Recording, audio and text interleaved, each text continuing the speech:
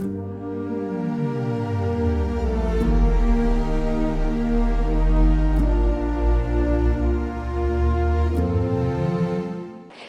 pues, damos inicio a nuestro primer conversatorio, No Violencia como Resistencia. Para esta charla nos acompañarán Shirin Ebadi, la primera mujer iraní y musulmana en ser galardonada con el Premio Nobel de Paz. Aníbal Gaviria Correa, gobernador de Antioquia. Y tendremos la traducción de Rima Shermohammadi, activista iraní por los derechos humanos en su país.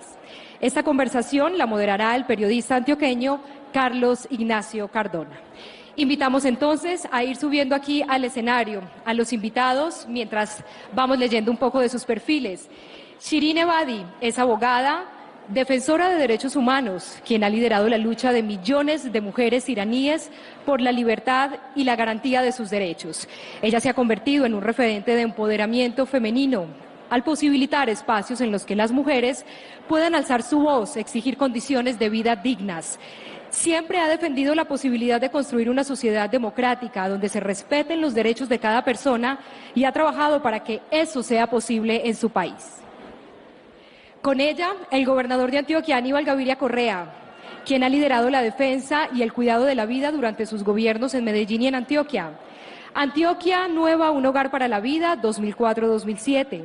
Medellín Todos por la Vida, 2012-2015, y Unidos por la Vida, 2020-2023. Se han destacado por alcanzar los más grandes logros en protección de la vida. En este conversatorio, como le decíamos, tendremos entonces traducción simultánea. Y moderará Carlos Ignacio Cardona, periodista antioqueño, que estará en este panel sobre no violencia y resistencia civil no violenta. Escucharemos por parte de nuestros primeros invitados ¿qué entendemos hoy por resistencia? Abordada desde lo que hacen las mujeres víctimas del conflicto, jóvenes, a través de diferentes expresiones artísticas, grupos étnicos, entre otros. Antioquia, Colombia. Hoy buscamos entender cómo la lucha pacífica busca transformaciones a través de la resistencia civil y cómo hay líderes que lo han venido haciendo a través de los años. Les recordamos que al final el público podrá hacer sus preguntas y nuestros invitados las estarán recibiendo para responderlas. También ustedes que nos ven a través de la señal de Teleantioquia pueden hacer sus inquietudes a través de las redes sociales y aquí estarán los invitados para resolverlas. Iniciamos entonces nuestro primer conversatorio de esta cumbre de la no violencia Caicedo 2023. Muchísimas gracias. Muy buenos días para todos. Qué rico estar en un lugar como este, estar en el primer municipio no violento de Colombia. Gobernador, un día más que perfecto para honrar la memoria de su hermano Guillermo, de su gran amigo Gilberto Echeverry Mejía, de esos 8 militares que lo acompañaban. Doctora Ebadi, Salom, Anom, bienvenida a nuestro país, bienvenida de unos genocidios, de unos hechos de discriminación racial en los Estados Unidos. Estamos rodeados de jóvenes que desde antier han estado en un campamento, de alguna manera educándose, formándose en no violencia. Y es muy importante, señor gobernador, usted hizo una introducción más que diáfana, más que cristalina de lo que es la no violencia. A mí me corresponde dirigir esta conversación sobre resistencia civil.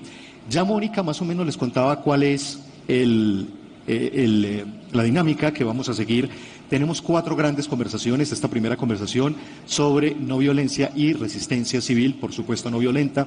También tenemos la resistencia y la reconciliación, y ahí precisamente vamos a escuchar el caso del genocidio de Ruanda. Tenemos aquí con nosotros a una de las sobrevivientes. Luego tendremos no violencia y transformación social, y al final, mañana en la tarde, estaremos, por ejemplo, conversando con el presidente del Grupo Carvajal.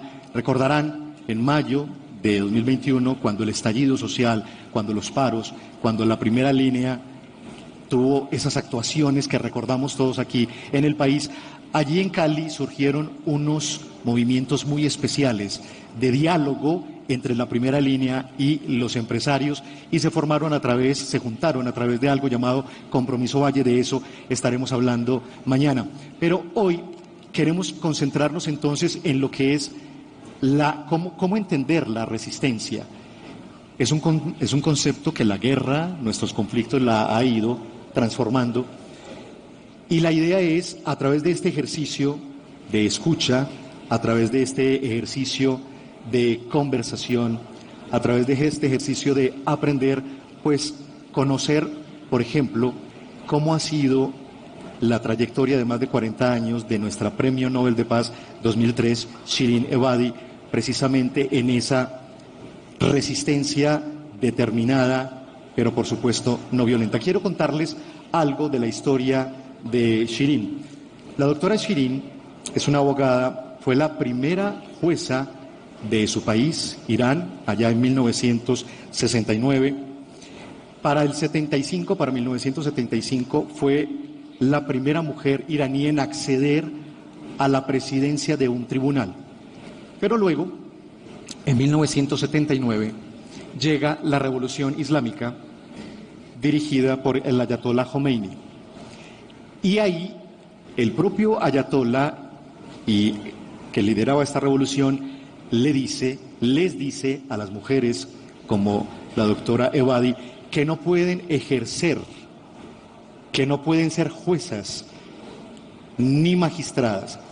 De ahí en adelante se desata en la vida de la doctora Ebadi una preocupación, una fuerza, una resistencia, y precisamente pues lo que hace es que detona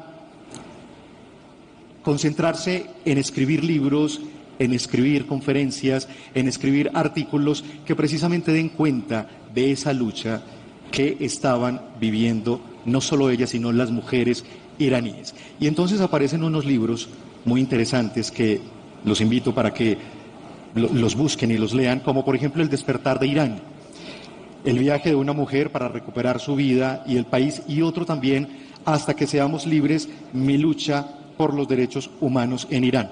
Luego, la doctora Ebadi funda la Asociación para el Apoyo a los Derechos del Niño, el Centro de Defensores de Derechos Humanos, que a propósito, luego en el 2008, el régimen iraní, el régimen islámico, cierra este centro que le proporcionaba acompañamiento gratuito, legal, a los refugiados, por ejemplo, o a casos de abuso infantil o precisamente también de derechos de las mujeres. Así que, doctora Ebadi, pues primero que todo quiero darle la bienvenida a Caicedo, y quiero en esa misma bienvenida y con la traducción de Rima Shermahadi, para usted, ¿qué simboliza estar en un municipio, en un lugar como este, enclavado en las montañas, en las cordilleras colombianas, alejado varias horas de un centro administrativo, un centro de poder como una ciudad como Medellín, y estar aquí con los caicedeños, con las personas de este lugar, hablando de no violencia, hablando de resistencia? Para usted, ¿qué significa estar esta mañana aquí?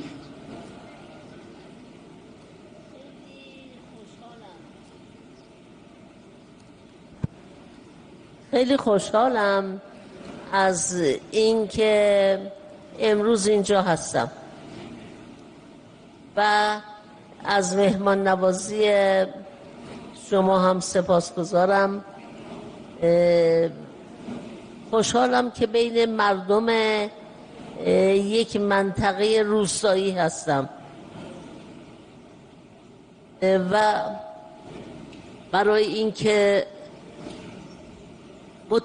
و خوشحالم از اینکه متوجه هستید برای ایجاد صلح و آرامش در جامعه بایستی تمام گروه ها از امکانات برخوردار بشوند. میتونستید این رو در دانشگاه بوگوتا برگزار کنید، اما آیا کشاورزانی که الان اینجا هستن میتونستن راحت بیان به بوگوتا؟ برای اینکه من همیشه فکر میکنم یکی از چیزهایی که صلح رو به هم میزنه و باعث خشونت، شروع خشونت میشه، اینه که امکانات جامعه از یک گروهی مضایقه میشه. یعنی عدالت اجتماعی نیست. ببینید آیا همون مدارس خوب و دبیرستان‌های خوب و دانشگاه‌های که در پایتخت شما یا پایتخت هر کشوری هست، آیا برای مناطق روستایی و مردم کم درآمد هم mismas facilidades para las personas que están en los pueblos o los lugares marginados? Obviamente no. Entonces, por eso las personas que no cuentan con los recursos económicos tienen menos posibilidades económicas, tienen menos posibilidades de acceder a estos lugares. Sus hijos evidentemente no tendrán posibilidad de acceder a los centros universitarios de las personas ricas o las personas que viven en los capitales de los países. Y por eso, desde este punto, se crea esa diferencia entre la gente. Entonces, un grupo de personas se ven a sí mismas como víctimas de la situación, y es ahí, es justo en ese mismo punto que yo creo que debemos luchar contra esa causa, esa primera causa de la violencia. Y es por eso que yo digo, estoy feliz de estar aquí, hoy, aquí entre ustedes que son los habitantes, los dueños de esas tierras, las personas que están lejos de las ciudades grandes, ustedes que viven en esos pueblos pequeños. Estoy feliz que ustedes sean los oyentes de mis palabras. Y estoy muy agradecida que el señor gobernador haya escogido esa tierra, ese lugar, para que, aparte de ser un lugar que nos recuerda el camino iniciado en su día por las personas que son los héroes de la paz, los que deben continuar esa ruta, ese camino, son los dueños de esas tierras. Y además muestra a los amigos que están viviendo aquí que nosotros somos verdaderos aliados de ese camino. De esas facilidades tienen que estar a disposición de todo el mundo, no solamente de las personas que viven en las ciudades grandes o personas con mayor recurso económico. Gobernador, precisamente escuchando a la doctora Ebadi, hablándonos de la importancia de que este tipo de ejercicios, este tipo de educación en no violencia, este tipo de reflexiones se den en un lugar como este, en un lugar alejado, por ejemplo, de Medellín, en un lugar alejado de las grandes universidades. Usted ya explicaba muy bien por qué las razones que tuvo usted y su gobierno para venir a hacer esta cumbre de la no violencia aquí a Caicedo, pero recordando a su hermano, a Guillermo Gaviria, recuerdo cuando él decía que era importante ganar en una nueva hacia la vida en comunidad. ¿Qué tanto usted que ha seguido muy de cerca todo este proceso durante estos 20 años, qué tanto esta comunidad y Antioquia como tal ha ido ganando en masa crítica de entender el mensaje de la no violencia, de entender este camino de reflexión, de entender este camino de resistir no violentamente? Sí. A ver, Carlos Ignacio, dos cosas. Una, recogiendo unos de los puntos que nuestra invitada, Shirin Ebadi, la premio Nobel del 2003, nos compartió. Y de alguna manera, al arrancar ahí, ir a la respuesta a tu pregunta, yo coincido plenamente en la interpretación y el mensaje que Shirin Ebadi nos ha dado De hecho, nuestros gobiernos siempre han tenido dos grandes consignas: la lucha contra las desigualdades, contra la inequidad, y la lucha por la vida. Y estoy de acuerdo en ese concepto que ella mencionaba, en el sentido de que uno de los principales generadores de violencia en cualquier parte del mundo es la inequidad, la desigualdad de cualquier tipo. La desigualdad en el acceso a la educación, la desigualdad en el acceso a la salud, la desigualdad, imagínese usted, en el acceso a la justicia, la desigualdad en el acceso a la seguridad. Y por eso nosotros, los gobiernos, debemos ser muy coherentes en torno a la lucha frente a las desigualdades. Y repito, una de las desigualdades que se da es que todo termina sucediendo en las grandes ciudades, porque son las que tienen toda la facilidad. Pero eso no es sino una nueva desigualdad, una nueva forma de desigualdad y capas de desigualdades sobre desigualdades. Por eso, luchar contra la violencia es luchar contra las desigualdades, contra la injusticia social, contra la falta de justicia. Y el segundo punto, si te interpreto bien, cómo ha venido calando en estas comunidades ese discurso y ese... Yo creo que hay que hacer allí una observación, y es, por supuesto, asumir un discurso o una filosofía de la no violencia no es un tema para un día, 2 días, 3 días. Con el mismo Guillermo, el día de la marcha, o los días de la marcha que yo lo acompañé, hablaba de un concepto que me parece a mí trascendental para asumir las grandes transformaciones, que es el concepto de la gradualidad.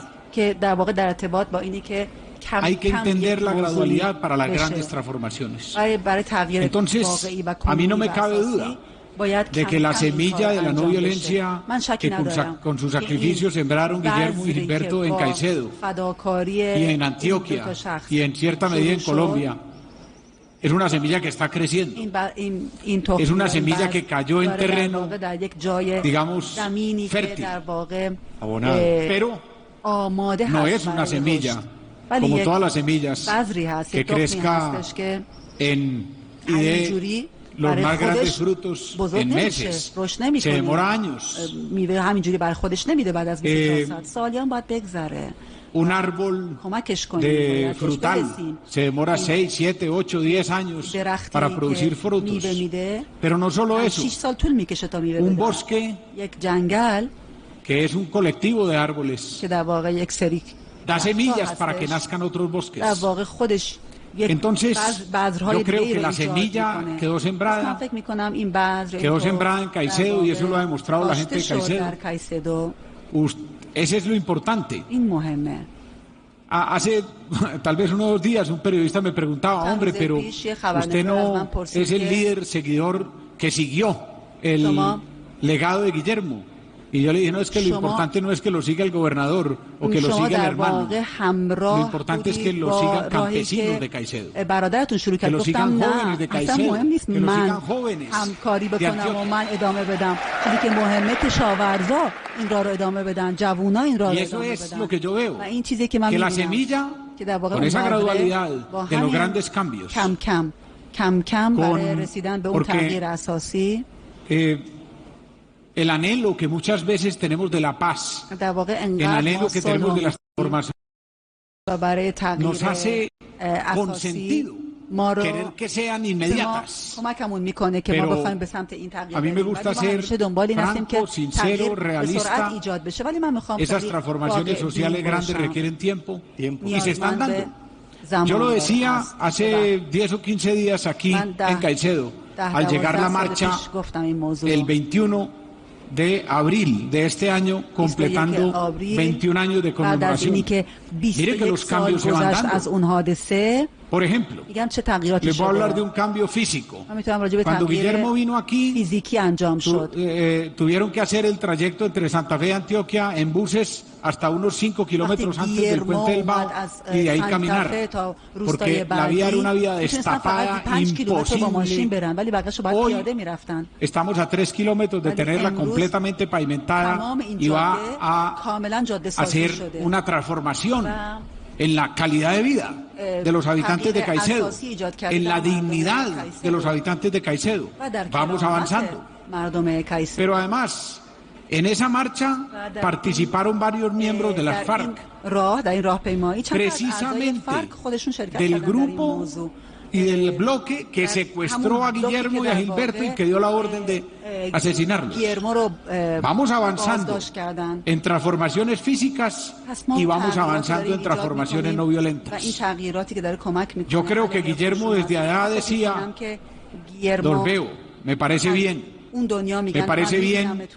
que hoy puedan caminar juntos, caminantes de la marcha, que acompañaron a Guillermo hace 21 años y que al lado de ellos estén caminando los miembros del grupo de la FARC, que antes atacaban a Caicedo, que antes atacaban a los cafeteros de Caicedo y que no permitían que su café saliera, que fueron los que dieron la orden del asesinato, de la muerte violenta de Guillermo y de Gilberto. Entonces, creo que vamos avanzando. Nos vamos transformando.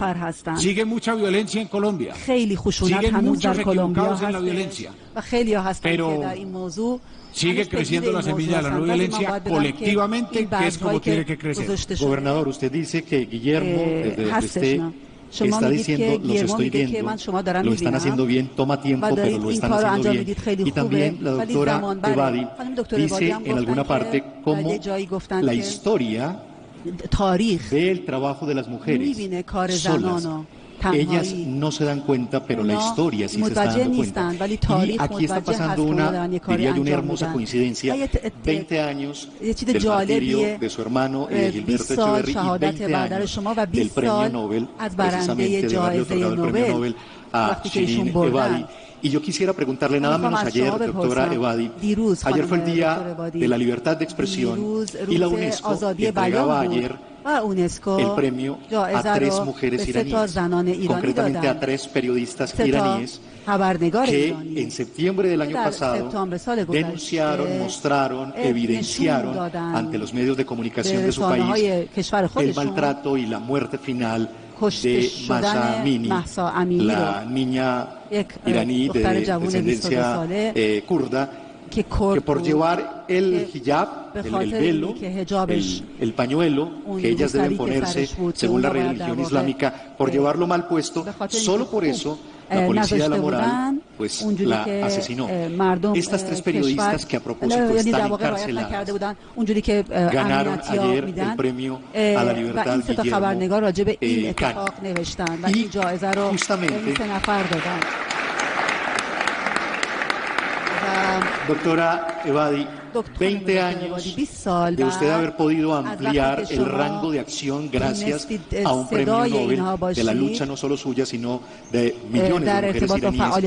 ¿Piensa usted que lo que está ocurriendo 20 años después y lo que está ocurriendo a partir de lo de Amini está detonando un cambio en la asimilación de algunas leyes islámicas o también estamos lejos todavía de eso?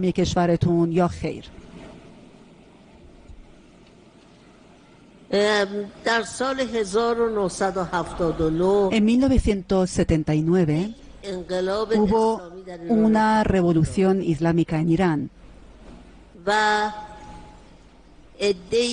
y un grupo de los religiosos del país tomaron el poder en sus manos y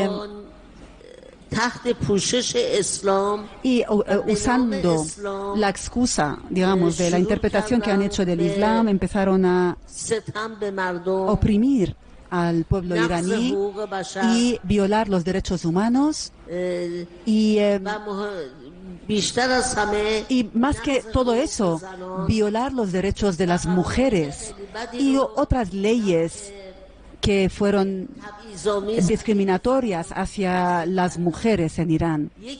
Una de estas leyes tiene que ver con el hecho de que cualquier mujer en Irán, sea musulmana o no, debe obligatoriamente llevar el velo.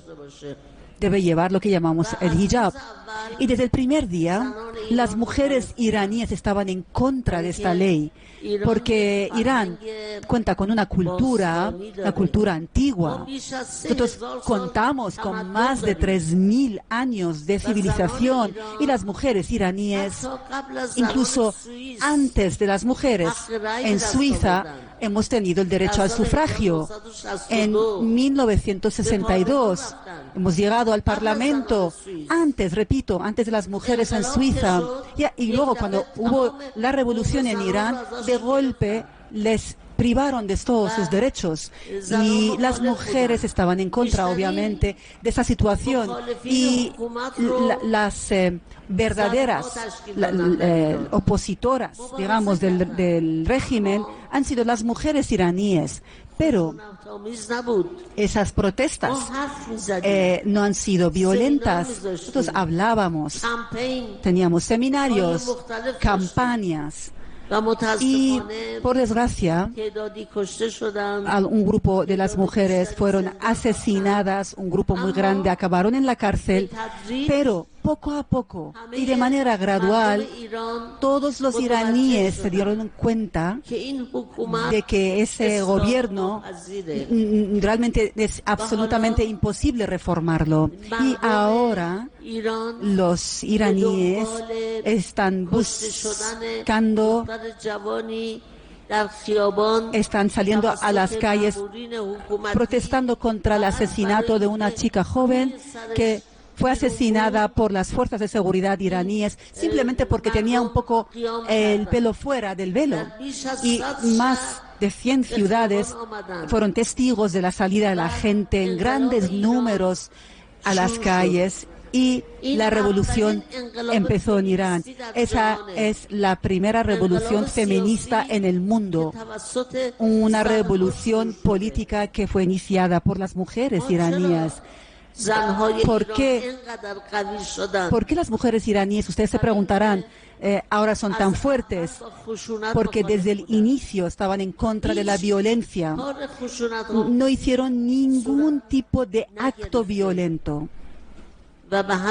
Por eso, todo el pueblo iraní se unieron a las protestas de las mujeres y las apoyaron. Y para que ustedes sepan qué tipo de gobierno es el gobierno iraní, tengo que decirles que la familia de la chica que fue asesinada, Mahsa Amini, esa familia puso una denuncia contra lo que había pasado. Dijeron, bueno, nuestra hija, aunque hubiera actuado en contra de la ley, tenían que haberla detenido, haberla llevado a los tribunales y haberla juzgado, porque la habéis golpeado tan severamente que causaron su muerte. Fíjense, desde septiembre de 2022 hasta la fecha, el gobierno iraní no ha respondido a esa denuncia. ¿Por qué? Porque los tribunales iraníes no son independientes. Pero las periodistas que sacaron fotos de esa chica en el hospital mientras estaba agonizando, y luego también cubrieron el entierro de esta chica, ellas fueron ambas detenidas desde el primer día. ¿Y saben acusadas de qué? Acusadas de espionaje. Fíjense, o sea, que el gobierno iraní es un gobierno que permite el asesinato de chicas en la calle, no castiga a los autores, pero los periodistas que lo cubren están en la cárcel. Esa misma semana, la organización de Reporteros Sin Fronteras dijo que el mayor número de periodistas y escritores en el mundo están en Irán. El mayor número de periodistas encarcelados están en Irán. Eso quiere decir que en Irán tenemos muchos periodistas escritores en nuestras cárceles. La gente van a la cárcel, dan su vida, pero no han cometido ningún acto violento. Toda la violencia viene del gobierno y es por eso que decimos que el gobierno pierde su fuerza. Así que, queridos amigos jóvenes aquí en la sala, me dirijo a ustedes y les digo que sepan ustedes que el que pierde fuerza, el débil, es el que va hacia la violencia. Cualquier grupo que es violento, aunque esté incluso en el poder político, durante un tiempo muy corto podrá mantener ese poder y esa fuerza. El poder real pertenece a la gente, al pueblo, que dice no a la violencia. El pueblo o la gente que no creen en la violencia son los victoriosos. Sepan ustedes esto y estén seguros de eso. Es por esta razón que les digo que yo estoy segura que en Irán nosotros también seremos victoriosas muy pronto.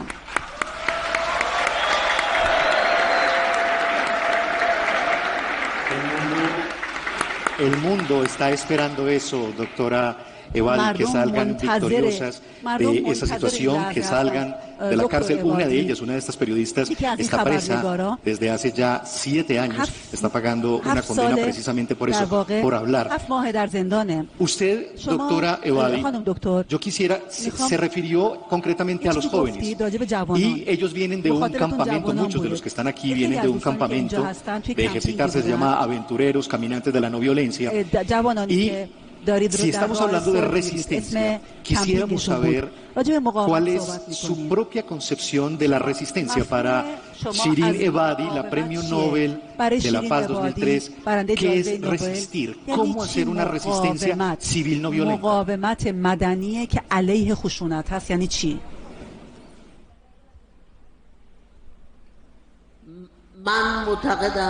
Yo creo que la mejor resistencia y la más importante tiene que ver con el habla, con el hecho de hablar y hay que hablar, relatar las injusticias, hacer que la gente sea consciente. Cuando ustedes ven un grupo o incluso un político o un gobierno que está siendo violento, ustedes no sean violentos, pero no estén en silencio, escriban, hablen. En realidad, hagan ustedes un ejercicio de hacer que el otro sea consciente de eso. Por fortuna, ahora las redes sociales e Internet obviamente está nuestra aliada en este camino. En estas redes sociales ustedes tienen que hablar las noticias y comentar sobre las noticias acerca de las víctimas. Y por esta vía, ustedes van a encontrar sus futuros compañeros de tarea, personas con quien no creen en la violencia, personas que que luchan contra la violencia, son resistentes con la lengua, con la pluma, con el habla. Es el único camino que hace que ustedes ganen la batalla. El silencio ante un gobierno, un grupo que es violento es un grandísimo error. No se queden en silencio, pero no sean tampoco violentos. Escriban, digan, hablen. Esta es nuestra arma como pueblo.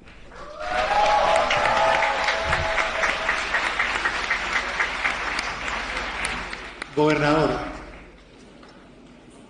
Shirin Ebadi está diciendo, está exhortando a los jóvenes, y bueno, no solo a los jóvenes, a todos los que nos están viendo a través de esta señal de Antioquia, a los que nos están viendo a través de las redes sociales y quienes estamos aquí, nos está exhortando a hablar, a relatar, a contar, a no quedarnos callados. Y quiero traer a colación algo muy importante que está pasando en su gobierno y que usted quiere dejarlo, que sea también parte de su semilla, y es esta Antioquia constructora de paz, y como uno de esos grandes objetivos es precisamente en comunidad, escuchando a la comunidad, que ellas hablen, que cuenten sus dolores, construir la política pública de paz.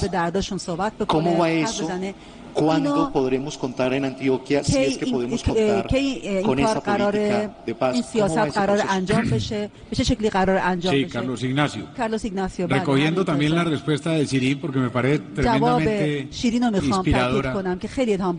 Yo creo que ella lo que nos invita, y es una tremenda invitación que no cabe la menor duda, que es actual en Irán, actual en Colombia y en cualquier parte del mundo, es a no tener miedo, o mejor, a no dejarse dominar por el miedo, porque ese silencio frente a la violencia, ese silencio frente a la injusticia es producto del temor, y ella ha sido valiente, valientes esas tres mujeres periodistas que han denunciado las arbitrariedades inmensas contra la población en Irán, y en este caso directamente contra las mujeres. Entonces, me parece un llamado extraordinario a todos en Colombia y a los jóvenes sobre todo, a no tener miedo, pero a responder en forma no violenta frente a las injusticias. Porque si no se tiene miedo, pero se transforma en una respuesta violenta, estamos, como se dice, apagando el fuego con fuego, o tratando de dominar el odio con odio, como nos lo decía Martin Luther King. Entonces, tremenda invitación a expresar, a no dejarnos paralizar por el miedo, pero hacerlo en forma pacífica, no violenta. Ahora, nosotros, en esa misma clave que mencionaba ahora, de buscar que las políticas no sean de gobierno, no sean de un periodo, porque eso no nos lleva a transformaciones.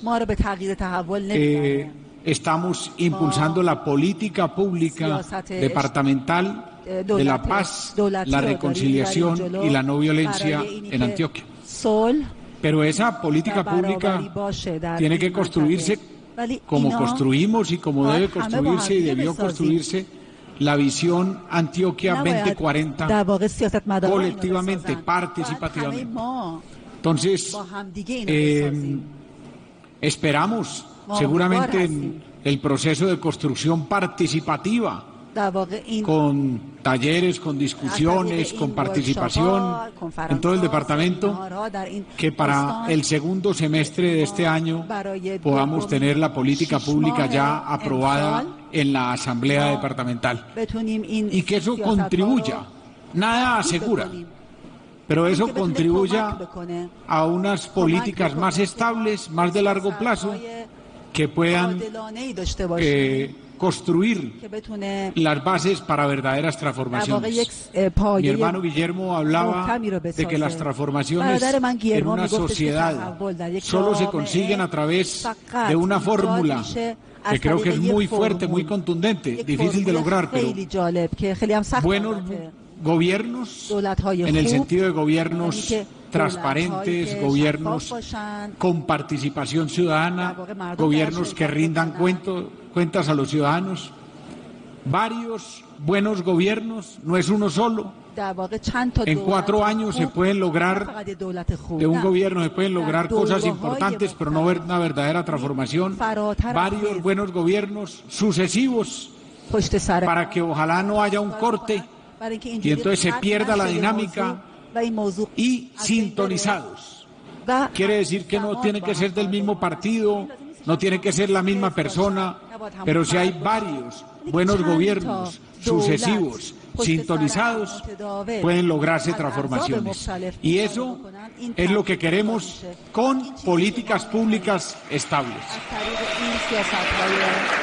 Políticas públicas estables, y eso se consigue a través de seguir defendiendo, seguir perpetuando de la mejor manera posible la democracia. Y yo quisiera, doctora Ebadi, preguntarle, en Irán hay una mezcla extraña, muy particular de esa cultura islámica, especialmente allí en Irán y en Persia. Algunas instituciones son electivas, otras no son electivas. Es un régimen teocrático de alguna manera, pero otras cosas también son de elección popular. Si estamos hablando de democracia, de defender la democracia, ¿qué cosas ponen en peligro la democracia? دموکراسی رو به اصطلاح خدشه میکنه یا در خطر میذاره.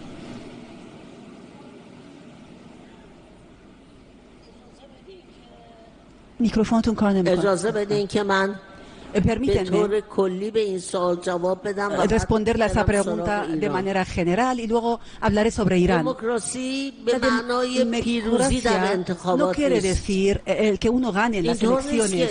Eso no quiere decir que en un país, cuando se celebren las elecciones y gana un partido político, no quiere decir que aquel país sea democrático, no, en absoluto. La democracia tiene un sentido, y es que respetar los derechos de las minorías que no están en el poder político. El grupo o el partido que gana las elecciones van a aprobar una serie de leyes y van a cambiarlas incluso para favorecer su actuación. Y las minorías, por otro lado, a la mínima que hagan algo, pueden ser oprimidas. Y encima les pueden decir, ustedes han actuado contra la ley. Ejemplo de ello es Irán. Han creado una ley que dice que si una mujer sale sin el pañuelo, podemos darle 84 latigazos. Se convirtió en una ley que fue aprobada por ellos mismos contra la minoría. Y entonces, fíjense cómo la democracia, en realidad, tengo que decir que los gobiernos no reciben su legitimidad a través de las urnas. Cada gobierno recibe su legitimidad de las urnas, obviamente, y su compromiso y su actuación según los principios de los derechos humanos. Un gobierno que actúa contra los principios de los derechos humanos no tiene ninguna legitimidad, aunque haya llegado al poder gracias a las urnas. Un gobierno que censura, un gobierno que crea discriminación, un gobierno que corrupto en esencia, un gobierno que crea diferencias entre los grupos en su país, no dispone de los servicios a todos los ciudadanos.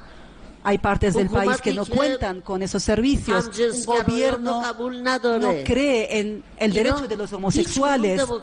No son países ni gobiernos democráticos, porque la democracia quiere decir respetar los derechos de los demás que no pertenecen a mi partido político, que no pertenecen a lo que yo creo.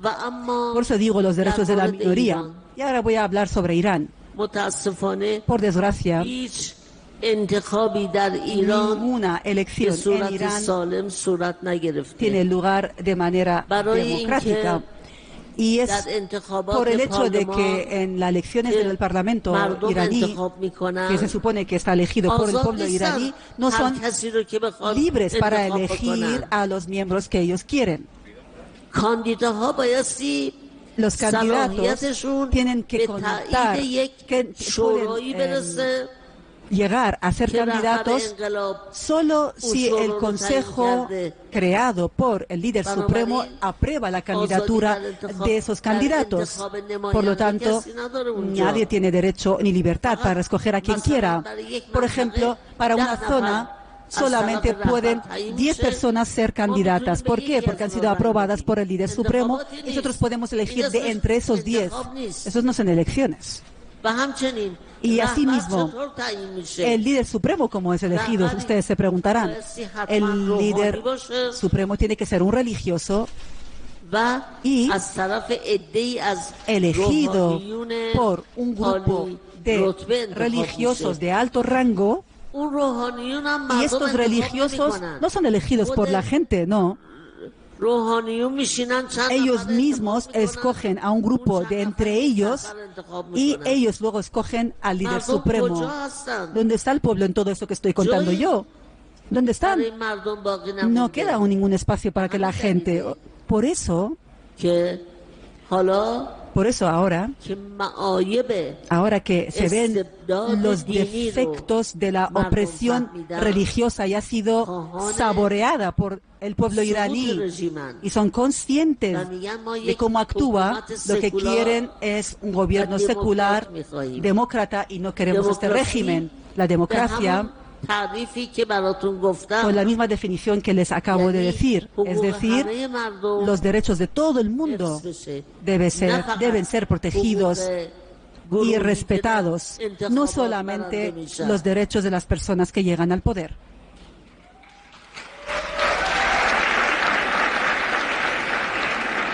Tremendamente poderoso, entre muchas otras cosas que nos acaba de responder la doctora Ebadi, y yo sí quisiera conocer, gobernador, su posición, cuando ella dice la legitimidad de un gobierno democrático no está en las urnas, que a veces pensamos que ahí se nos basta, sino en la forma, en la medida en que ese gobierno es capaz de seguirle garantizando derechos, accesos, oportunidades, aún a quienes ni siquiera los eligieron, sino a las minorías. ¿Usted qué dice de semejante respuesta de la doctora Ebadi? Sí. Yo creo que es una reflexión bien interesante que obviamente da para muchos conceptos. Lo primero es que yo le entendí a ella porque ella hizo el comentario, pero después hizo, digamos, una ampliación y una consolidación. Ella dijo, como yo le entendí, que la democracia sí empezaba en las urnas, en la legitimidad de las urnas, pero que se continuaba o se mantenía en la medida en que el gobierno elegido en las urnas respete los derechos de todos y los derechos, por supuesto, de las minorías y sobre todo las que le son contrarias políticamente, con lo cual estoy 100% de acuerdo. Yo, digamos, diría, primero que todo, la elección debe ser un ejercicio libre. Si la elección es un ejercicio libre, el gobierno elegido es legítimo. Pero si el gobierno elegido legítimamente en una elección libre no cumple, y yo creo que el marco fundamental es la Constitución, y el gobierno elegido libremente no cumple con el ordenamiento constitucional, no respeta las otras instituciones y no gobierna para todos, sino para quienes lo eligieron, obviamente no está haciendo honor a esa elección libre y democrática. Yo creo, en eso, pues tengo que decirlo, que la situación de Colombia y la situación de Irán son muy distintas. Y aquí es bueno, y como parte de la discusión, la democracia colombiana, con sus defectos como todas las democracias. Porque creo que fue Winston Churchill el que decía que la democracia es un sistema con muchos defectos, pero es el mejor de todos. Aún imperfecta es la mejor. Aún imperfecta es el mejor sobre todos los demás. Y así es, no cabe la menor duda. Y esa democracia en Colombia ha demostrado ser tal vez, y eso puede compararse, la democracia más estable y la democracia con las menores fallas en buena parte de Sudamérica y en buena parte de América Latina. Y por ejemplo, hay dos elementos que yo quiero resaltar de la democracia colombiana. Primero, el proceso de paz con las FARC. Ese es un proceso que ha tenido críticas intensas en Colombia, que ha tenido, por supuesto, a impulsores y quienes lo respaldan. Pero es un proceso de paz que se llevó a cabo. Es un proceso de paz con una de las guerrillas más antiguas del mundo y más fuertes del mundo. Y hoy los miembros de las FARC están aquí. Aquí está un miembro de las FARC muy reconocido, Pastor Álape. Aquí estuvo hace 20 días, como lo decía Isaías Trujillo, quien fuera comandante del bloque noroccidental, uno de los más importantes de las FARC en toda Colombia. Y están en el Congreso. El proceso de paz con sus fallas sigue adelante. Yo apoyé el proceso de paz con las FARC, lo sigo apoyando. Y es más, apoyo y exijo que se cumpla en su totalidad. Eso me parece que es una demostración de fortaleza de la democracia colombiana. Pero una intensa y tremenda es la elección del actual presidente Gustavo Petro. El presidente Gustavo Petro fue guerrillero. Luchó contra la democracia colombiana para llegar al poder a través de las armas. No lo consiguió a través de la violencia. Pero el proceso de paz del M-19 le dio la oportunidad de buscar llegar al poder a través de las urnas, a través de la democracia colombiana. Y la democracia colombiana le dio la oportunidad de ser senador, le dio la oportunidad de ser alcalde de Bogotá, la capital de Colombia, el segundo cargo más importante de elección popular, y le dio la capacidad de ser elegido popularmente por los colombianos, por la democracia colombiana, como presidente de Colombia. Entonces, la democracia colombiana, sin ser perfecta, como no lo es la de Estados Unidos, ni la de España, ni la de muchos otros países, está mostrando cada vez signos de más fortaleza, de más estabilidad, de más institucionalidad y de más contrapeso de poderes.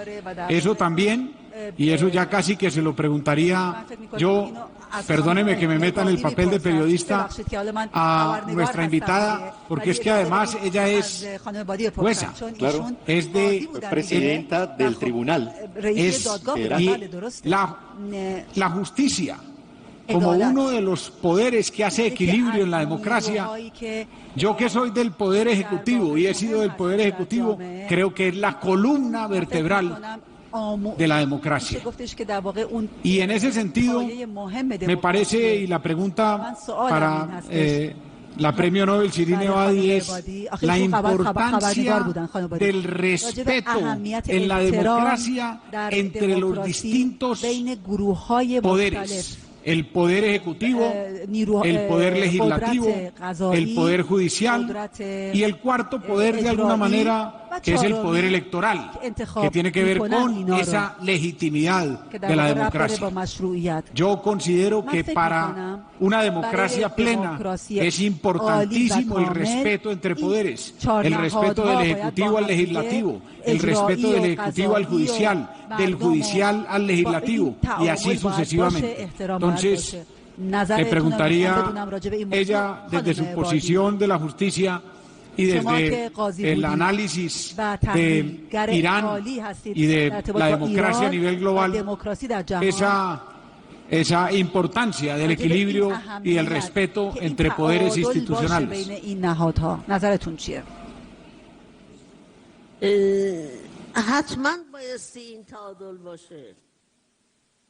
Equilibrio.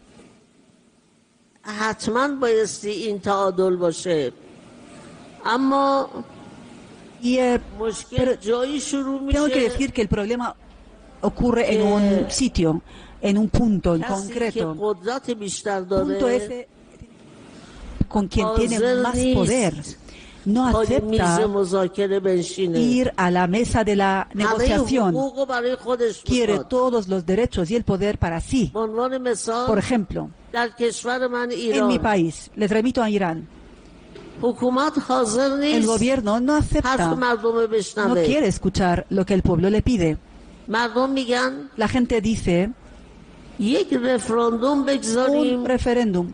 Al final tenemos que tener un referéndum bajo la observación y el control de Naciones Unidas. Si este gobierno, con esta constitución que tenemos en Irán, gana, entonces lo aceptamos, acatamos esto, sin lugar a duda. Pero en este referéndum, si el gobierno pierde, ustedes tendrán que aceptar que tenemos que cambiar la constitución del país. ¿Saben la respuesta del gobierno iraní a esto que ha sido? El gobierno iraní dijo, la gente no entiende. No saben a quién votar. ¿A qué están votando? Ustedes, si fueran personas lógicas, le dice al pueblo iraní, nosotros elegimos este gobierno para que ustedes puedan ir al paraíso. En Irán, el paraíso ha convertido ir al paraíso como una obligación. Quieren obligar a las personas a ir al paraíso. Y solo ellos son los que tienen que decir cómo vamos a ir al paraíso. Así que, señor gobernador, usted tiene razón en lo que está diciendo. Pero cuando los grupos se sientan juntas y hablan entre ellas, la paz, ¿dónde empieza la paz? Empieza desde la negociación. Distintos grupos se sienten alrededor de una mesa, dialogan, negocian, hablan entre ellos. Y cuando hablan, cada cual sabe que tiene parte de la razón. Y cada cual tiene que aceptar que tiene que dejar un poco lo que quiere para el beneficio del colectivo. Doy un paso atrás yo y da un paso adelante el otro. Y es así cuando se consigue. Pero si el gobierno solo, la gente tiene que ir atrás, el pueblo tiene que ir atrás y no digan nada y que se queden callados, obviamente no habrá paz. Lo que usted dice es completamente cierto, pero fíjese, es así, pero fíjese que hay países que los gobiernos no aceptan lo que dice su pueblo, no quieren dar los derechos a la gente, incluso ni siquiera todos los derechos, ni siquiera quieren dar parte de esos derechos a su pueblo. Entonces, no existe la paz. Imposible. No hay legitimidad para ese gobierno. Y es ahí que yo digo, la gente no debe estar callada. Hay que escribir. Su pluma, lo que ustedes escriban, es más poderosa que las armas. escriban, hablen y digan y expliquen lo que les ha pasado a ustedes. Cuando se alzan las voces en un país, entonces ustedes van a ver claramente que muchas personas serán aliados de ustedes, caminarán junto con ustedes. Los primeros días, cuando yo empecé a trabajar, es decir, el mismo año en el que ese gobierno, ese régimen llegó al poder, eran muy pocas las personas que creían lo mismo que yo. Yo a veces pensaba, estoy hablándole al espejo, a mí misma. Y yo decía, Dios mío, pero si nadie entiende lo que estoy diciendo, hay parte que estoy hablando conmigo misma. No hay que cansarse. Hay que escribir, hay que decir algo, la gente les buscará, se dará cuenta de que el camino correcto es este. Por lo tanto, las negociaciones es el inicio del proceso en un país. Y si una parte no acepta o no asume o no quiere negociar, ustedes sigan el camino de escribir, de hablar y de resistir de manera pacífica. Y sin lugar a duda, ganaremos. Así simplemente ganaremos. Pocas veces tiene uno la posibilidad de conversar tan cercanamente, tan de tú a tú, con una premio Nobel de Paz, y es imperdonable, aunque ya me están diciendo que debemos ir despidiendo y debemos ir cerrando, sería imperdonable no darle la palabra a, por ejemplo, quienes están en redes, y vamos con una única pregunta para Evadi. ¿Qué manejo debe hacerse de herramientas de la no violencia como el mitin, el boicot, la huelga, el ayuno, la objeción de conciencia, para apoyar la resistencia civil sin vulnerar el orden social?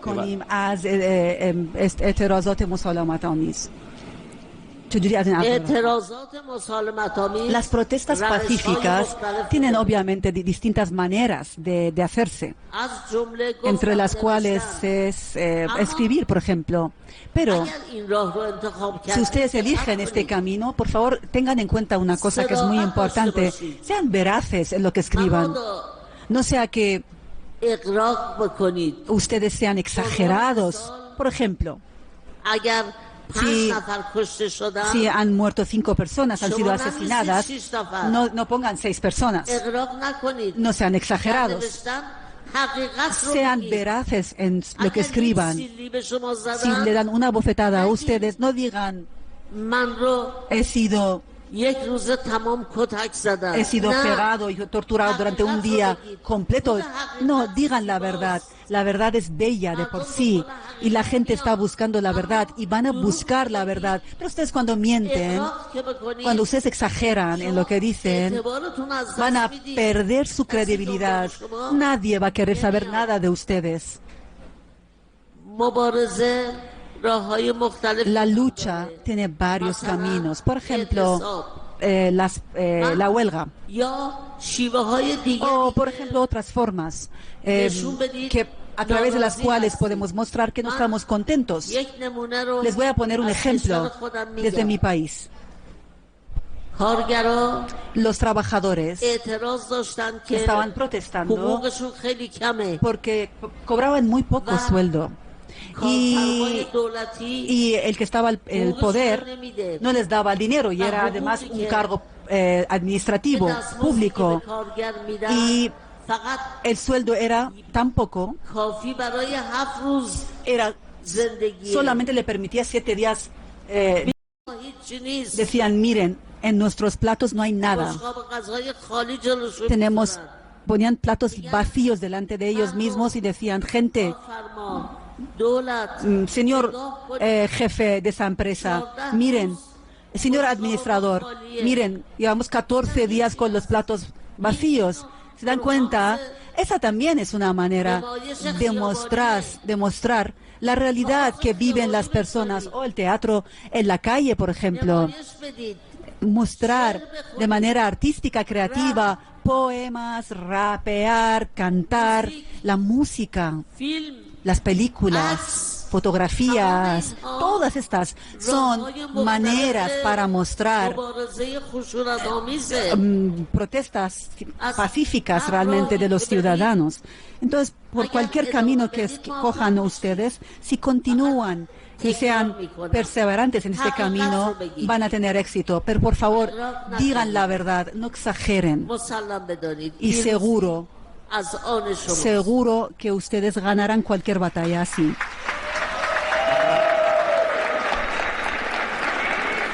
Honrar la verdad ante todo. No sé si están ya acá o si llegarán mañana los de la Corporación El Derecho a No Obedecer, el colectivo de No Obedecer. Ellos van a ser parte, doctora Shirin, mañana de una conversación donde vamos a tener unos casos de éxito, de protección de la vida, aquí en nuestro cuarto y último conversatorio en esta cumbre de paz. Pero yo quisiera escuchar de usted cuál es esa relación entre desobedecer y resistir. ¿Cómo se complementan? ¿Cómo conciliar dos términos aparentemente que incluso el solo desobedecer ya a muchas personas les puede entrar en reversa, ¿no? ¿Cómo conciliar desobedecer y resistir?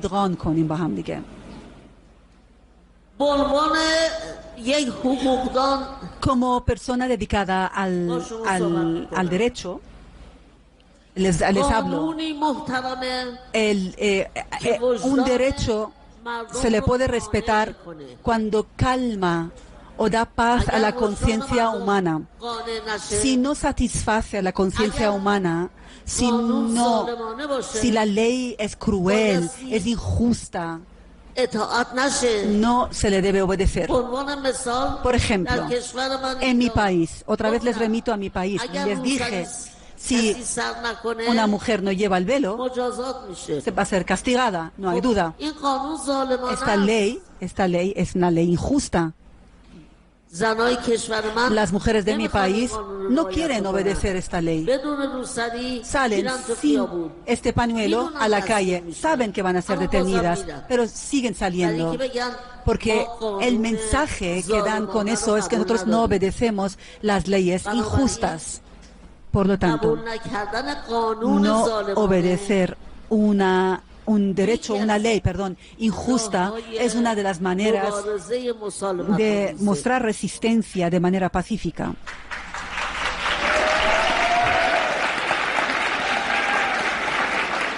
Gobernador, quizás yéndonos un poco más al ámbito más familiar, más íntimo, más personal de Guillermo, su hermano.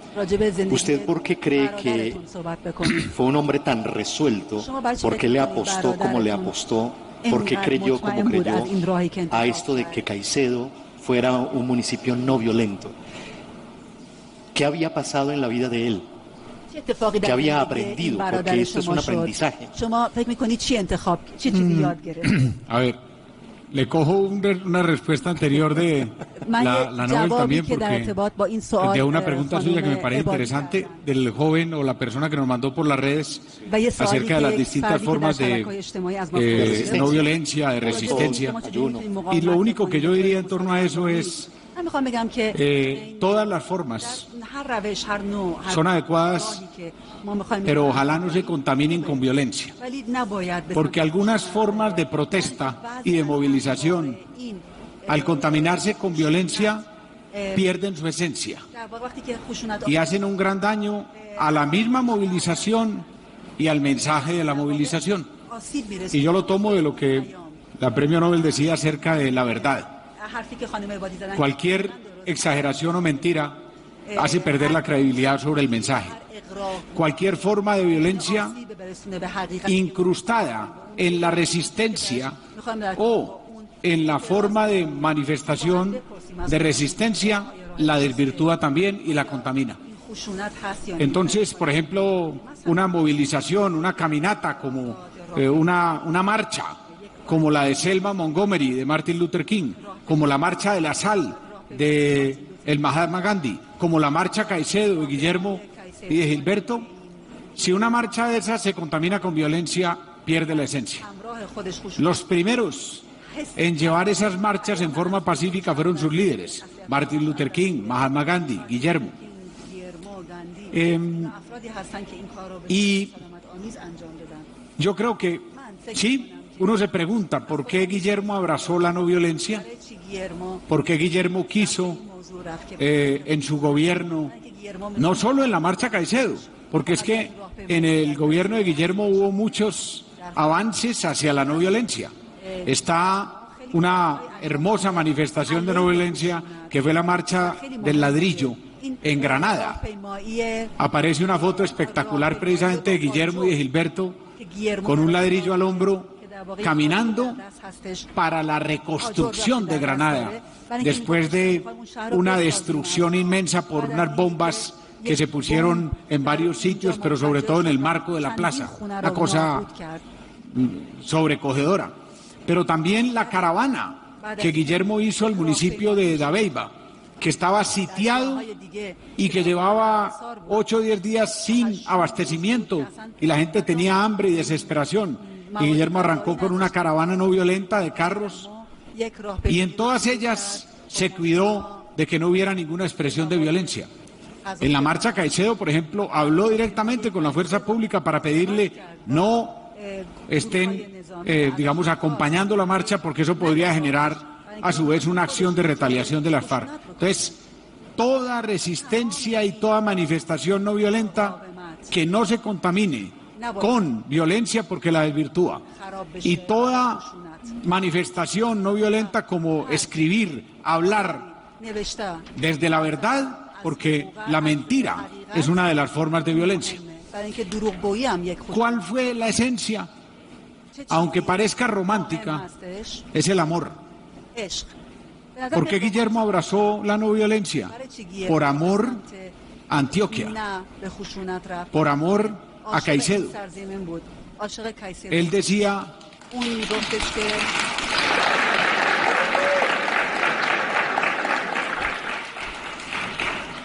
y uno dice, ¿por qué Martin Luther King luchó como lo hizo por los derechos civiles? Son gente inmensa, llenos de amor, llenos de solidaridad, que es el amor colectivo. ¿Por qué una persona como Shirin Ebadi ha hecho esa lucha por los derechos de todas las gentes en Irán, pero especialmente por las mujeres? Pienso yo, ella me corregirá, por amor a Irán, a la tierra de Irán, pero por amor a las mujeres, por amor a la gente de Irán.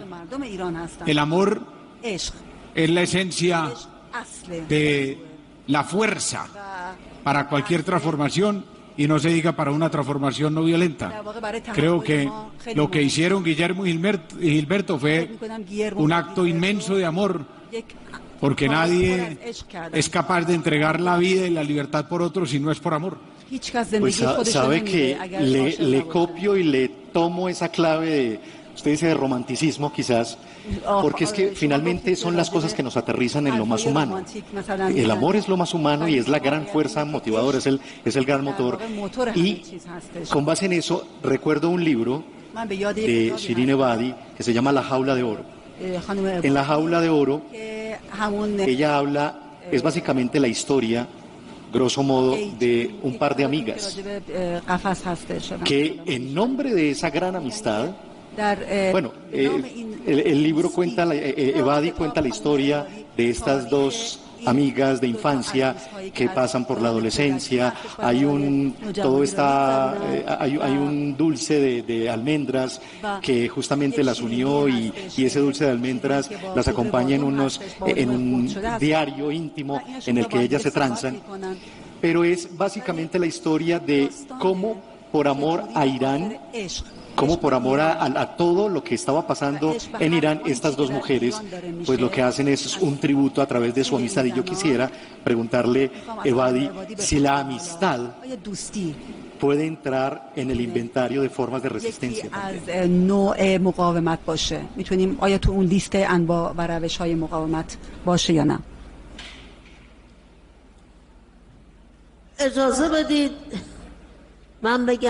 Permítanme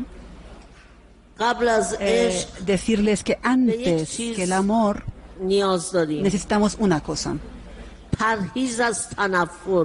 Es estar absolutamente lejos de la aversión, del odio. Ustedes no deben odiar nada, a nadie. Cuando ustedes odian a alguien, cuando ustedes odian a la persona que ha matado a su hijo, o odian a la persona que ha matado a su marido, entonces su corazón se convierte en un lugar oscuro. Ya no tiene lugar, no tiene cabida el amor en este corazón. Por lo tanto, lo primero que tienen que hacer, purificar nuestros corazones. Aceptar que el odio, la aversión, antes de que le haga daño a mi enemigo, me hace daño a mí, a quien odia.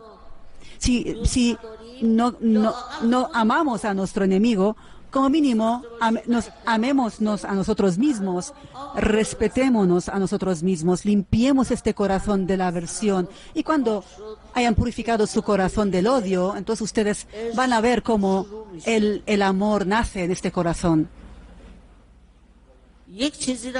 Y acuérdense de eso que les voy a decir ahora.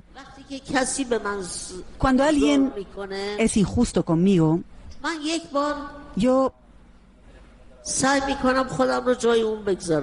por una vez me voy a poner en su lugar y voy a ver si esa persona, cómo ve el mundo desde el lugar donde está, que le ha hecho darme una bofetada a mí, por ejemplo.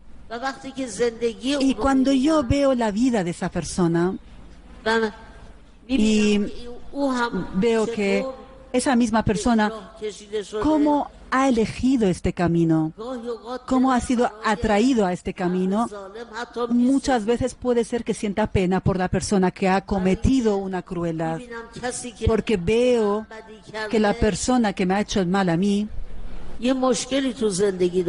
tenía un problema en su vida. No pudo hacer nada con su aversión, no pudo olvidar su odio. Esa misma persona también ha tenido un momento de injusticia, creció con las injusticias y con el odio. Y cuando yo siento pena por esa persona, para mí es mucho más sencillo y mucho más fácil perdonar a esas personas. Entonces va a ser más fácil para mí también sentarme en una mesa y hablar con esa persona. Por lo tanto, el amor sí es importante. Estoy completamente de acuerdo con el gobernador en lo que acaba de decir y me permito decir que antes de tener el amor en nuestro corazón, tenemos que purificar nuestro corazón, limpiarlo de todo el odio y la aversión que tenemos. Es solo un corazón puro es el que está enamorado o que se le da el permiso de amor. Viva el amor, con eso tenemos que estar todos. Y uno de los principios rectores del cristianismo es amar incluso al enemigo, ¿cierto? ¿El victimario o la víctima, cuál de los dos necesita más el perdón?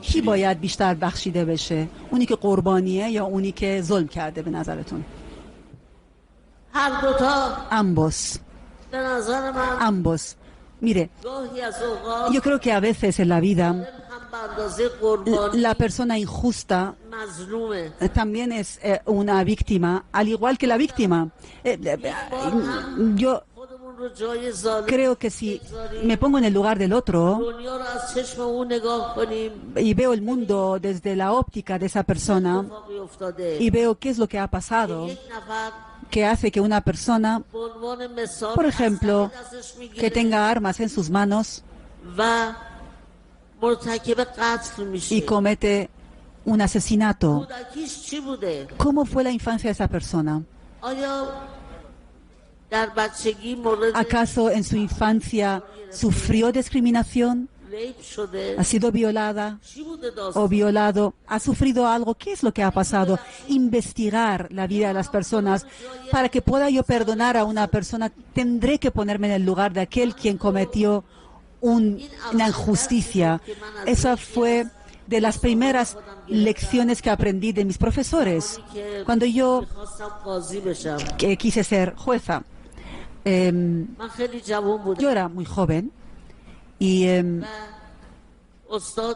mi profesor, que era muy mayor, durante muchos años había sido juez y muy famoso a propósito, una persona además conocida por su alto sentido de justicia. Esa persona me dijo: cuando tomes el bolígrafo para poner un castigo para una persona, para dictar una sentencia, deja tu bolígrafo al lado y piensa durante 10 minutos si estabas en el lugar de esa persona.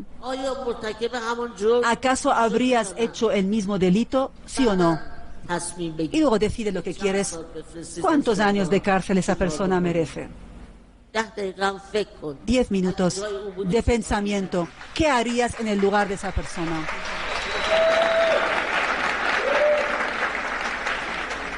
Shirin, qué placer, qué honor el que usted nos está dando con esta oportunidad de escucharla, de escuchar su lucha, su forma de encarar la vida a partir de las mismas persecuciones que ha tenido usted del régimen iraní, porque no han sido pocas, no hemos hablado realmente de muchas de ellas. Ojalá hubiese tiempo de eso. Debe haber tiempo, eso sí, de poder socializar muchas de las inquietudes que haya en este salón. Además estamos... Sí, claro. Yo pido permiso. Hablar 5 minutos a los jóvenes aquí. ¿Me permite? Vale, بفرمایید حتما. Mis queridos amigos jóvenes y amigas jóvenes, si ustedes pierden en la vida, fracasan en la vida, no tengan miedo. Levántense, tengan un sueño, váyanse detrás de los sueños, luchen. Normalmente asustan a los jóvenes y les dicen: uy, si haces esto perderás, fracasarás. Si eliges esta carrera no vas a llegar lejos. Por ejemplo, si quieres ser actor, vas a fracasar, no llegarás a ningún sitio, nadie te va a dar trabajo. No tengan miedo, tengan sueños, busquen y luchen a sus sueños. El fracaso no es el fin de las cosas. De cada fracaso podemos iniciar un camino de victoria, porque de cada fracaso aprendemos. Aprendemos qué podemos hacer. Yo misma, si creen ustedes que he tenido éxito, solo es por una cosa, porque he fracasado muchas veces y de cada fracaso aprendí una cosa. Y por eso aquí estoy y les hablo a ustedes los jóvenes: el fracaso no es el fin del camino, es el inicio de un camino. No tengan miedo, adelante.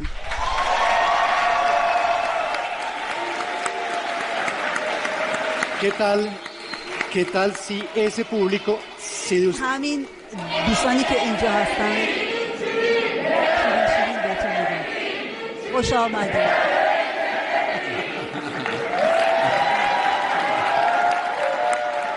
¿Qué tal si de ustedes vienen al menos un par de preguntas en este momento? Aprovechemos aquí. Ya te van a llevar un micrófono. ¿Nos regalas tu nombre? ¿A quién estás representando? Bueno, buenas tardes. Mi nombre es Sara Martínez. Soy consejera de Juventudes y estudiante de Comunicación Social. Vengo de Fredonia. Ahorita hablábamos del papel que juega el amor, la comprensión. Para mí es muy importante saber si ella tiene un referente en los procesos de ella en cuanto a transformación, lucha y resistencia. Ahorita hablábamos de resistencia, de obediencia. Cómo influye y cómo influyó la familia de ella, los padres, que tienen que ser mamá y papá, ¿cierto? cómo influyó su familia en lo que usted es en este momento. اون فردی که امروزه هستی. Gracias, Sara. ممنونم سارا.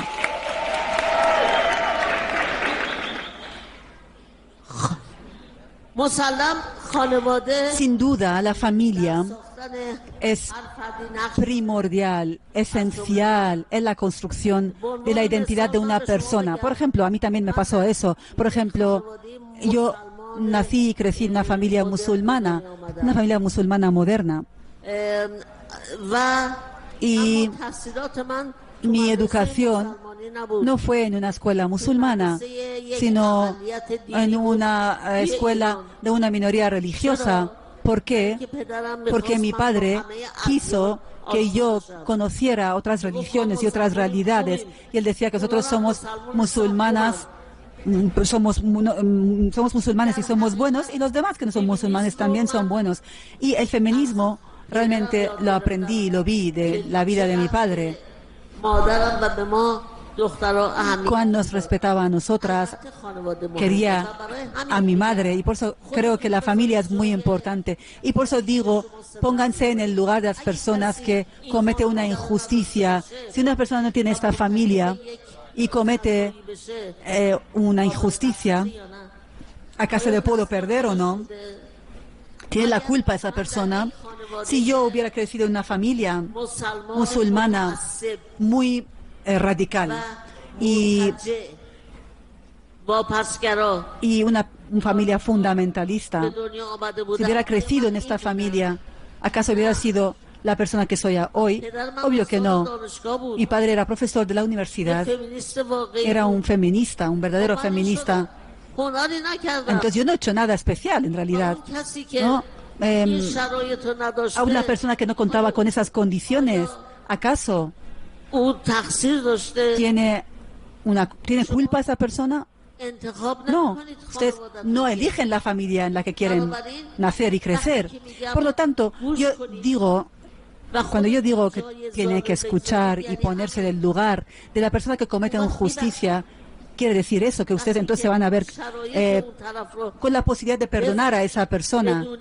Y cuando ustedes sepan las condiciones de esa persona, ustedes estarán dispuestos a perdonar, se ponen en el lugar de esa persona y entonces serán capaces de perdonar a esa persona.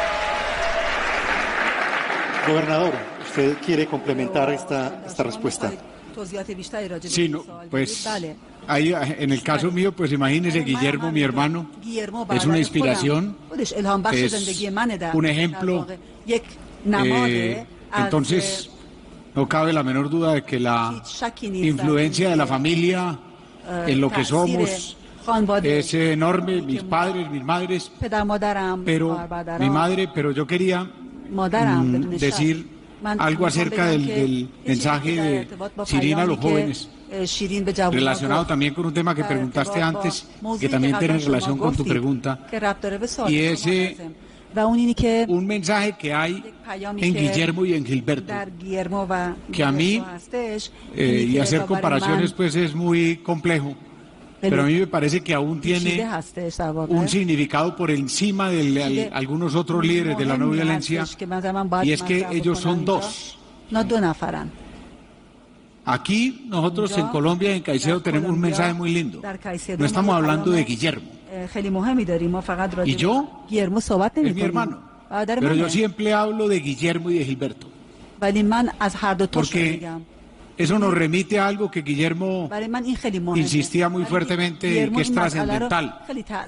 Y es, no somos amigos de liderazgos individuales, de liderazgos mesiánicos, sino de liderazgos colectivos. Y eso nos lo muestran ellos dos. Esa fotografía de Guillermo y Gilberto es una fotografía potente, enorme, porque son dos, porque son plural, porque son colectivo. Y lo otro, que está ligado con eso, y entonces me uno a ese mensaje de Shirin para los jóvenes y para todos, es la amistad. Guillermo era mi hermano, pero Guillermo era mi amigo. La amistad es una de las formas más perfectas del amor. Y yo creo que si fuéramos más amigos, seríamos menos violentos. Seamos más amigos, sean más amigos. Ese vínculo de corazón a corazón, ese vínculo de la amistad, construyan amistades, pero honrando la verdadera amistad. La amistad es franca, sincera con el otro.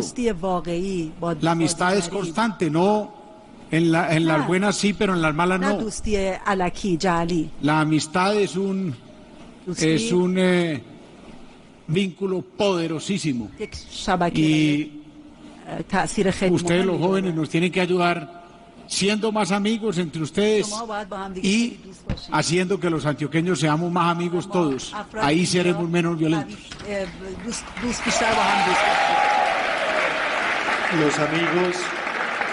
Los amigos, gobernador, como los grandes salvavidas. Son grandes salvavidas los amigos. Ahí está todo. Y con base en esa dupla que usted decía. Bueno, pero yo quiero antes de una pregunta que tengo, vamos con otra pregunta de los jóvenes. Este es el momento de ustedes, así que aprovechenlo. Muy buenos días para todos. Mi nombre, todos, todas y todes. Mi nombre es Sebastián Castillo, soy líder juvenil del municipio de Caucasia, la región del Bajo Cauca antioqueño. Bueno, doctora Ebadi, algo muy bonito que usted decía ahora cuando hablaba de la resistencia, que me impactó mucho, pero también me surgieron muchas preguntas para eso. Decía que la mejor arma para la resistencia era el habla. Escribir, expresarnos. Lastimosamente la situación que usted nos comentaba primero en su país, donde el habla era una consecuencia grave, en Colombia es igual. Hablar, expresarnos, defender los derechos humanos es un arma letal o un puñal para nosotros mismos como líderes de los derechos humanos de las personas. Vengo de un municipio donde lastimosamente hablar, defender es un error y es comprar un tiquete directo a la muerte. Está diciendo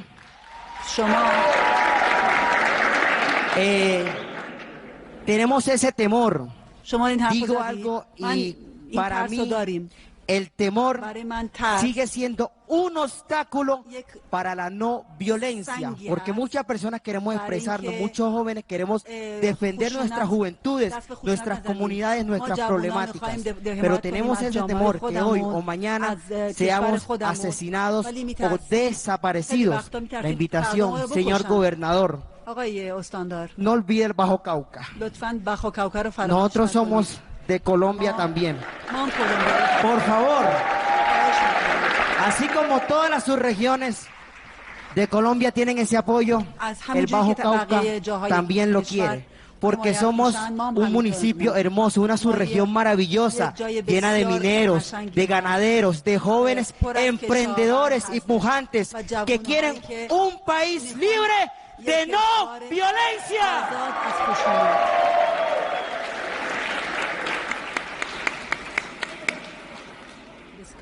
Doctora Ebadi, justo retomando algo que nos decía el joven y nos habla del miedo. Usted en alguna parte dice, el miedo es un instinto tan humano como el hambre. Lo quieras o no, te va a dar hambre. Y eso ocurre con el miedo. Sin embargo, he aprendido a entrenarme a mí misma para vivir con el miedo. Amplíenos esto y creo que tiene todo que ver con lo que él nos refería y le preguntaba a usted. ¿Cómo vivir con el miedo? ¿Qué hacer con él? ¿Cómo transformarlo creativamente?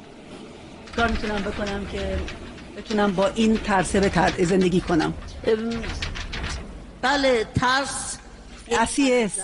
El miedo es un impulso normal del ser humano. Quieras o no, cuando una persona está en un momento de peligro y se encuentra bajo amenaza, obvio que tiene miedo. Pero querido amigo joven, que me hacía la pregunta, si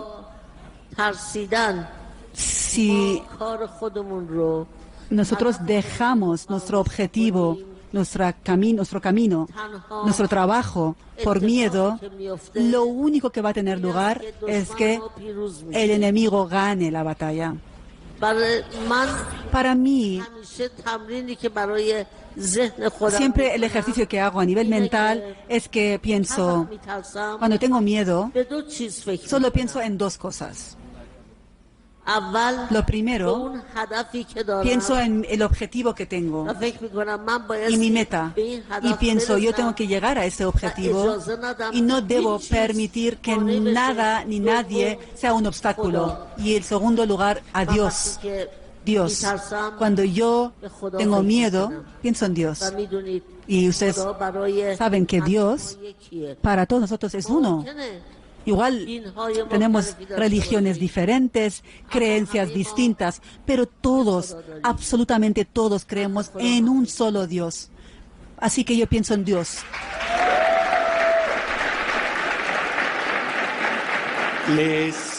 Les quiero proponer a mis dos contertulios una pequeña dinámica ya para cerrar. A partir, retomo algo de Guillermo y de la dupla que usted bien hablaba, gobernador. Gilberto Echeverry dice, por allá en sus diarios, dice, conceder y conceder será la palabra más necesaria si queremos que haya paz. Conceder el derecho a hacer, conceder el derecho a protestar, conceder el espacio que se le ha sido negado a esa persona, conceder la posibilidad que no tuvo. Conceder y resistir. Estamos hablando con Shirin Ebadi sobre la resistencia. Y Guillermo nos habla de conceder. ¿Cómo conciliar, conceder y resistir?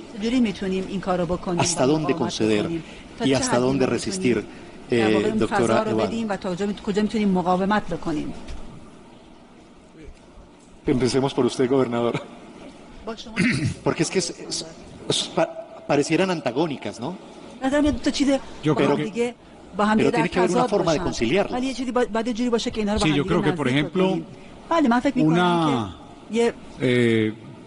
un elemento fundamental de conceder es el que hemos, en algunos casos, en este conversatorio rosado, desde el punto de vista de los gobiernos, es el concepto de inclusión como escucha y como respeto a las posiciones, digamos, críticas, contrarias, divergentes del gobierno de turno, de quien o de quienes estamos en el poder en un momento dado. Ese es un concepto que muchas veces se pierde en los gobiernos y entonces uno tiende a tener el gobierno del partido o de los grupos que lo apoyaron contra los grupos que no lo apoyaron, y eso hace que se pierda la escucha, que se pierda la inclusión sobre esos grupos políticos o poblacionales. Y por eso yo creo que hay que mandar desde los gobiernos un mensaje de inclusión, de escucha. Hay que escuchar y hay que tener en cuenta a todos los habitantes del territorio, pero si se quiere en una forma especial, enviarle el mensaje a quienes se consideran contrarios al gobierno o a quienes se consideran que no están en el ejercicio de poder, para que sientan que el gobierno no los está excluyendo, para que sientan que el gobierno no está ejerciendo el poder, que es un poder delegado por todos los habitantes del territorio en beneficio de unos y en exclusión de otros.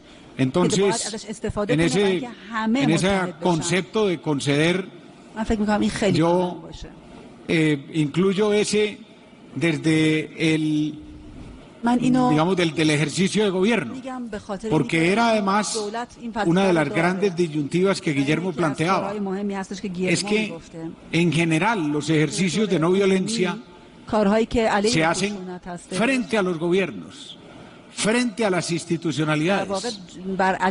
El ejercicio de no violencia desde el gobierno, en el caso de Guillermo, es uno de los primeros y únicos a nivel global, porque Martin Luther King se enfrentaba al establecimiento, a las instituciones, el Mahatma Gandhi igualmente al gobierno de la India, Nelson Mandela en el mismo sentido, al apartheid y al gobierno y al poder establecido en Sudáfrica. Por eso, desde los gobiernos, para ser gobiernos no violentos, uno de los elementos básicos es inclusión, es hacer sentir a todos los ciudadanos, a todos los territorios, a todos los grupos políticos, que el gobierno no los excluye y que el gobierno no gobierna para unos que de alguna manera lo apoyaron para llegar al poder, sino que el gobierno gobierna con equidad para todos. Señor Ebadi, su última reflexión y su última invitación a todo este público que está aquí en Caicedo y también a quienes nos están siguiendo desde donde quiera que estén conectados a esta señal de nuestro canal aquí en Antioquia. ¿Cuál es su mensaje de resistencia, ese justo medio entre resistir y conceder? مقاومت و فضا دادن به دیگری، فرصت دادن به دیگری، این دوتا چجوری میتونیم با هم دیگه در تعامل باشن؟ تا جایی بایستی tenemos que با طرف مقابل خودتون tienen que شما را از estar interactuando con otros hasta tal punto que el otro no le disuada a usted del objetivo que tiene. Por ejemplo, si quieren trabajar contra la violencia, contra la discriminación, y este es el objetivo para el que están ustedes luchando, tienen que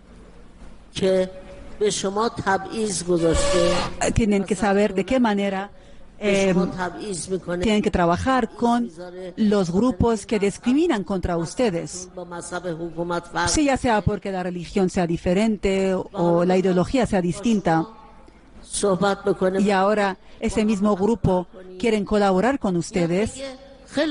Imagínense que viene este grupo y le dice, vale, perfecto, nosotros vamos a quitar la discriminación contra las religiones, pero por favor no hable usted sobre la discriminación contra las minorías de los grupos LGBT.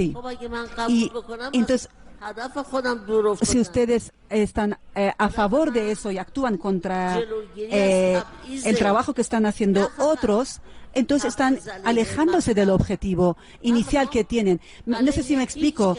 Cuando yo hablo de eso, tenemos que pensar en que no haya discriminación contra nadie, por ninguna causa. Si yo acepto trabajar con otro grupo que cree también en que hayan religiones diversas en el país, por ejemplo, y que queramos trabajar juntos, y obviamente voy a hacer todo lo posible junto con el otro para que haya leyes a favor de las mujeres o hacia los derechos de los homosexuales. Entonces tengo que pensar en otros grupos también. Entonces, fíjense, yo puedo colaborar hasta el punto en el que esa colaboración no me haga alejarme del objetivo inicial que he tenido. No debemos olvidar nuestro objetivo inicial. Hablemos sin rencor, entendamos la postura del otro, ganemos al otro como aliado y hacer que el otro vea que este objetivo es lo que nos hará bien a todos. Pero ustedes se preguntarán, ¿cuáles deben ser estos valores? Miren, no hace falta volver a inventarse la rueda, como quien dice. Tenemos valores que son universales. Los valores universales de los derechos humanos. Los derechos humanos son los elementos que pondría encima de la mesa y hablar en torno a estos principios. El objetivo sería hablar de los derechos humanos. Queremos alcanzar, establecer estos derechos, no matarnos, no discriminarnos, no destruyamos los recursos naturales del país. Hagamos que todo el mundo se beneficie de esos recursos naturales. Esa clase de ideas, principios, son universales, establecidos ya. No hace falta volver a inventarse la rueda. Cuando ustedes hablen con alguien, hablen acerca de estos principios, basen su activismo en estos principios. Si ustedes llegan a un acuerdo en base a esos principios, la amistad, el amor, la colaboración, dejando de lado la enemistad y sigamos juntos. Pero si no llegamos a un acuerdo, no justifica eso que yo lleve, alcance un arma y diga, venga, voy a matar a todo aquel que no cree en mí. No, voy a tomar una pluma, voy a escribir. Por eso yo insisto, cuando yo no estoy de acuerdo con este gobierno o con este grupo, es por estas razones. Por ejemplo,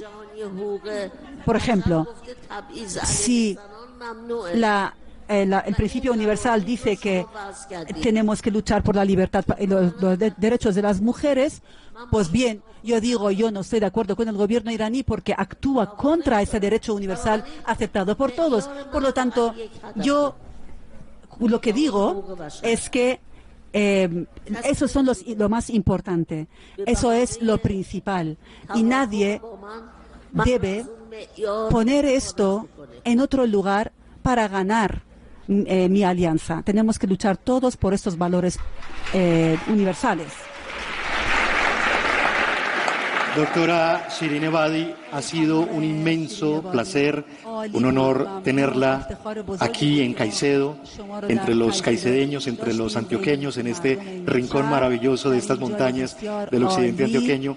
Gracias por honrar, por venirnos a contar estas expresiones de resistencia civil y por honrar con su vida, con su lucha durante todos estos 40 años y más, esa actitud de defensa de los principios más humanos que usted nos ha recordado en la mañana de hoy.